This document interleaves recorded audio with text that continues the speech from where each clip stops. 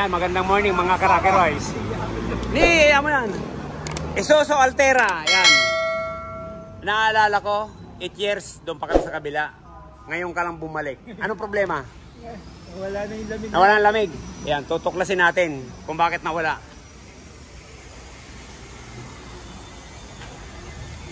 Isuzu Altera. Yan. Ganun talaga katibay ang mga Isuzu. Yan, nilagyan po natin ng pressure. Bumababa, oh. Oh, bumababa. Ibig sabihin talaga may singaw. Ayan, lagyan natin ng dito sa ayun. Oh, ayan, ayan. Oh.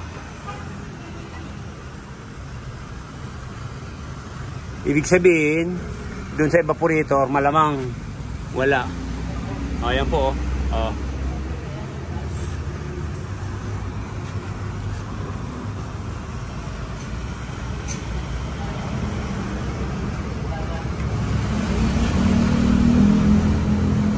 Ayan, ang singaw.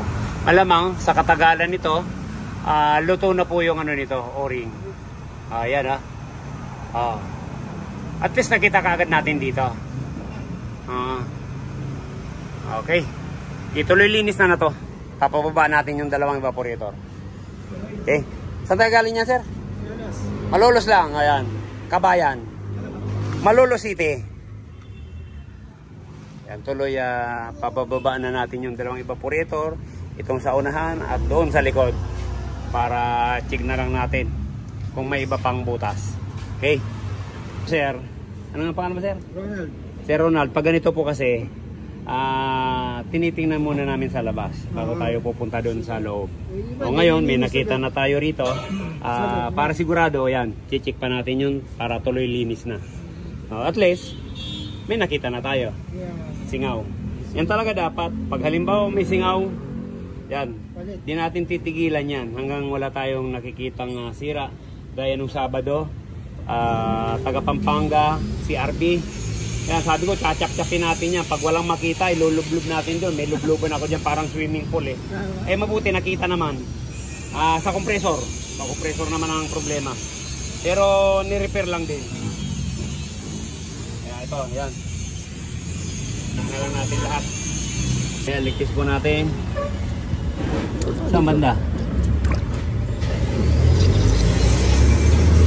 Hindi pala binuksan. Ayan. Ayan. Yan po ang singaw. Ay, dalawa. Dalawa pala. Oo. Nako. Mukhang delikado. Pag mga ganito po, pag sa ibabaw, marirepair pa natin yan. Pero dapat hindi na siya manganganak. Dalawa pala. Kala ko isa lang. Ayan, check na lang natin. Sa dugtungan. Kung obra pang mahinang yun. Lagyan mong araw. Lagyan mong araw. Saan ko yun? Ito? Ayan pa, kanto. Kanto? Ayan. Pag mga ganito po sa ibabaw, yan. 150%. Yan, nare-repair natin. Pero pag mga doon na, sa ilalim, wala, hindi na kaya. Sorry po. Pag mga ganyan. Pero ito yan, try natin. Hinangin muna. Sabi nga ni sir, 8 years na, may ni-repair din tayo rito. O, ngayon, subukan uli.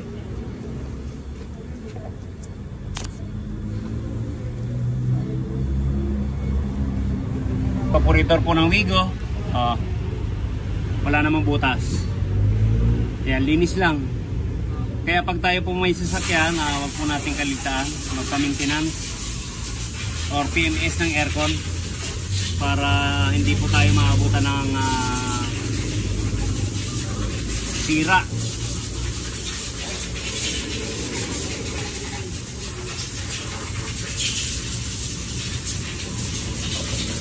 Mga 50,000 kilometers yan, pagawa nyo na po. Yung iba kasi umaabot na ng mga 80,000, 100,000, kaya naabutan ng sira. Ayan, okay? Wala naman. Po, ayan, pwedeng i-repair yan. Pero sabi ko nga, pag mga banda dyan, sa loob, hindi na pwede. pwedeng i-repair yung butas. Kanto yan pa sa baba.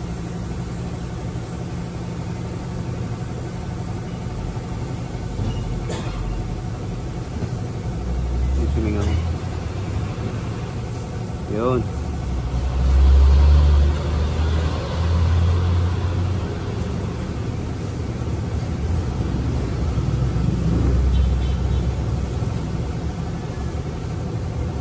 Basta sa labas lang.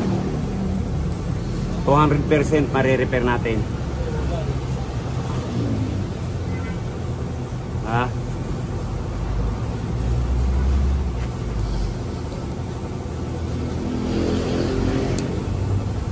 Okay. Baba mo pa ba? Ha? Babain mo pa. Meron pa sa baba? Ganun.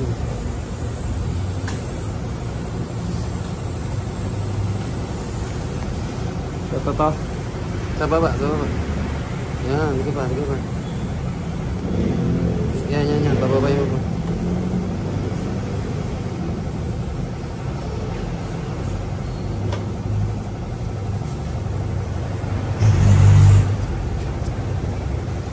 Yan.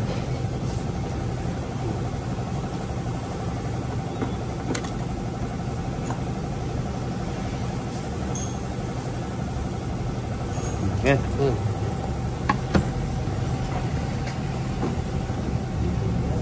Iligtas.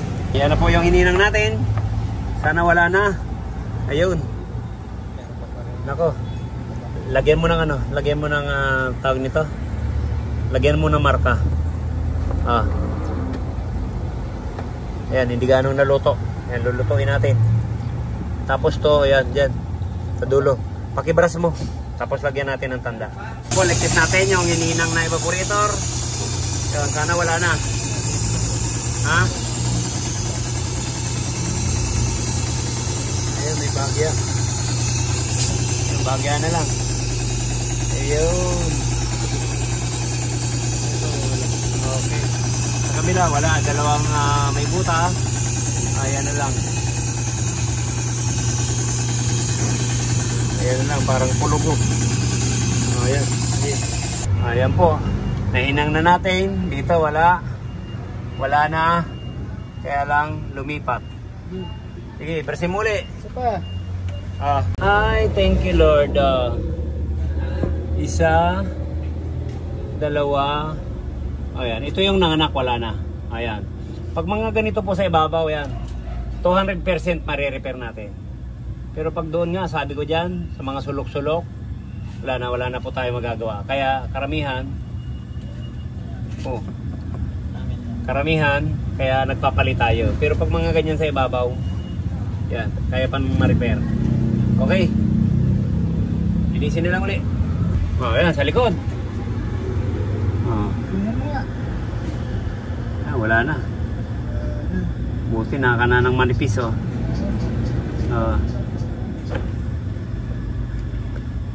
Salamat. Talagang tiyaga-tiyaga lang. Pero sa mga ganun kasi sir, talagang bihirang-bihira lang. Bihirang-bihira ma-repair yan. Pag mga nasa loob. Talagang pag walang budget yan, pag tiyatsagaan. Yan, walang budget. Kaya na-repair pa natin. Ayos. Salamat. Kachamba. Na 2 oras na natin inobserbahan. Hindi na gumalaw yan. Ibig sabihin wala nang singaw to.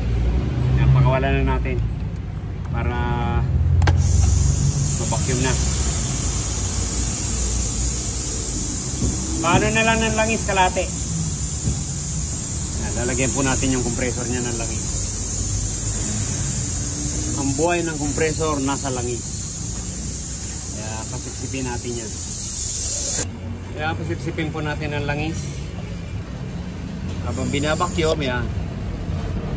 Yan, basic na basic lang po yan. Pag binakyum natin, isabay na natin yung pasipsipin. Saglit lang.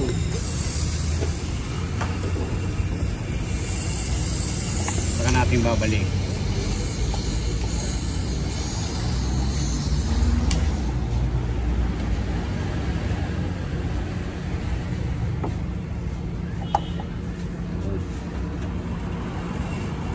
Pag Painom natin ng langis.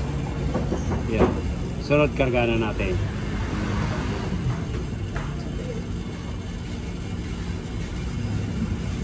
Repair leak of evaporator.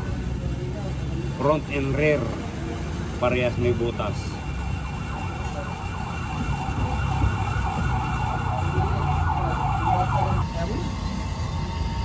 Sige. Pag bula ng bula, isarado mo na. Wala na naman.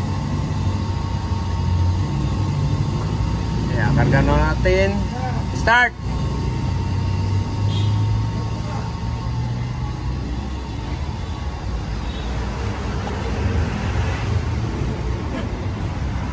Start, boss!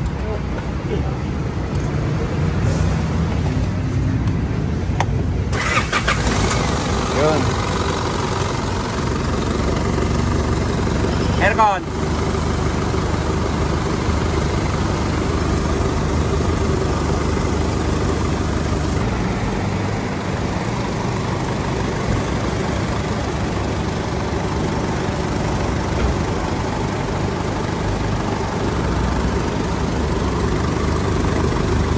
Po.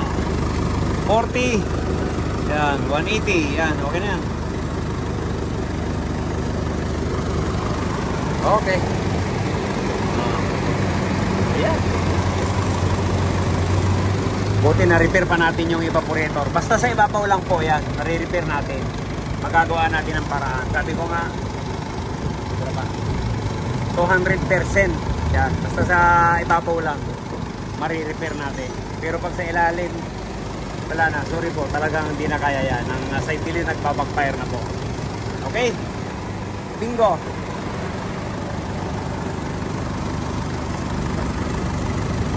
Okay na yan. Pinagkat na po natin yung manifold gauge. Maraming salamat, Sir Ronald. Natsambahan pa natin yung evaporator mo. Ayan, sa susunod talagang mag-ipon ka na. Papalitan na natin yan. Ngayon ginawa lang natin ang paraan. Dalawang evaporator, parehas may butas. Basta po sa ibabaw lang, sabi ko nga po. 200% yan, marirepair natin. Pero pag sa ilalim na, sorry, wala na po talaga. Okay, makakaipon ka pa, sir. Okay na, thank you. Thank you.